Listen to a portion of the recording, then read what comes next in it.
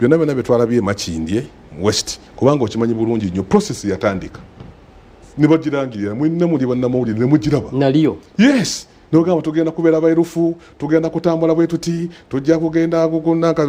enkage negenda kugenda ku ground omuntu oyo ayina amaanyi wavetinze ate anagano gagenda ku kino nga bakolese okubuuza ku bibuuzo n'omulimu ogwo gwosaba gwoyagala ebyo nane tubikola ne tubiyitamu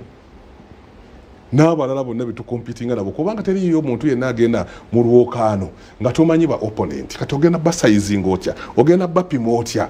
amanyi gabe galiwa kubanga omuntu atamanyi manyi ga opponent we tasobola kutambula kulisti waliko ani nani kulisti ko twaliko nze kenyini kamwa kogera Haji Ntege Faruk kwaliko mutabani wange Musiri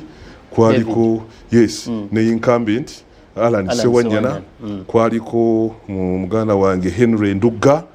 ne kubeerako n'omukyala wawali mu Kibuye 1 erinnya ndyerabidde kubanga bajja luvannyuma eri tutwabalabayo wansi naye nga twabamanya nti bavetinga ne kubabawo ne muganda waffe omulala omu era naye namwekangira nga tuli mu process ya vetting eno wansi manyi tweraba nti ani aliyo ani awanise oba okiwulira byonna tuba tubirabe naye waliwo surprise zofuna nga wali eri mu vetting ba vetting eri eno tugatta otuleeta awamu era na mukutusoma batusomeranga mu clusters zaffe Makindye yes Makindye West abesimbyewo be bano oli n'abasomanga amutambule mugende kameza kali katebe kali ne mu vetting misana tuku era fena ntulindira kuba bogenda mu competition osuubira okuwangula n'okuwangula bwe kyandibadde mu ngole eri fair ate eri transparent naye ekyewuunyisa wakati nga tuli mu kulinda akakka kali ndoza baganda bafa abakatoliki baba batekako papa eri mu Vatican waliwo eri balindira mu basilika nga balinda akakero webali nnyo ajja kubijjambako ebirala era bonna nga bewumbeefu bonna bali awo bali basaba novina sapuli bali mu kugisoma ali n'okuwulira nti eyatuwangudde ffe bannamakindi abali mu competition eyatuwangudde ngate bamujje mu kirasha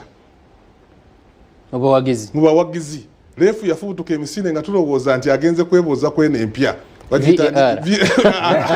naye agenda okudda bwati nga yayingira kirasha mubawagizi n'awanika olibe nego bawanika nga banna abalise wano mu ddiiro nga bwe tuli wano bali mu kufeesa minyira obulinda minyira buyulise enkuufu zibali mu byenyi ne bagamba nti oli abadde mu kirasha yatuwangudde ekyo nno kiyinza obutakanga Haji Ntege kubanga Haji Ntege oba oliawo nkuze mu myaka naye kiina bekikanga nti ddala eno ye alternative government abamu twasooka kulowooza nti oba oliawo yabadde mistake kubanga mistakes are human buli muntu yenna asobola okukola mistake ne tulindirira awo tusimbe wakati tugenda kukomawo otunyonyole mumaze byonna ebyo ne mutwalayo kwemulugu